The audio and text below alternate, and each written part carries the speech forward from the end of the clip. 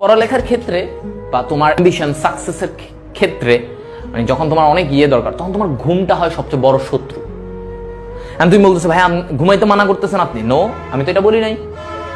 অধিক ঘুমাইতে মানা করতেছি, বুঝছো? ঘুম আর অধিক ঘুম, প্রয়োজনীয় ঘুম, এদের মধ্যে পার্থক্য আছে। তোমার প্রয়োজনীয় তুমি 6 থেকে 7 ঘন্টা ঘুমাবে না, আমি বলবো মরবা না, খুব ভালোভাবে বেঁচে থাকবা।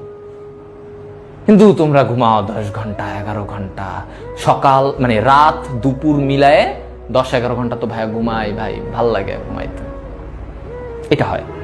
তো এই 10-11 ঘন্টা এই যে যারা এরকম বেশি ঘুমায় লাভ হয় না। আমার অ্যাডমিশন টাইমে, আর আমি এটাও বলবো ক্রুশিয়াল টাইমে মাঝে মাঝে তুমি যদি কমও ঘুমাও কোনো সমস্যা নেই, এটা অল্প সময়ের জন্য। এখন লং টার্ম যদি তুমি কম ঘুমায় থাকো এটা তোমার জন্য, শরীরের জন্য অবশ্যই খারাপ।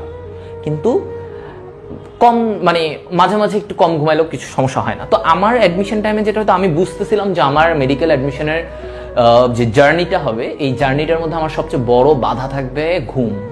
ঘুমটাকে যদি আমি একটু কভার করতে পারি তাহলে আমার কোনো চিন্তা নাই, তাহলে আমি ইনশাল্লাহ আমি মেডিকেল। তো আমার দেখা যেত ঘুম একটা স্বাভাবিক প্রক্রিয়া, তাই না? আসবে।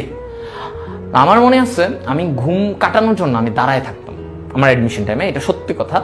তখন হয়তো আসলে এখন হয়তো এত কিছু এখন অনেক ম্যাচিউর হয়ে গেছে, তখন তো ছোটখাটো মানুষ ছিলাম, ইমোশনাল মানুষ। অ্যাডমিশন টাইমে আমাকে পাই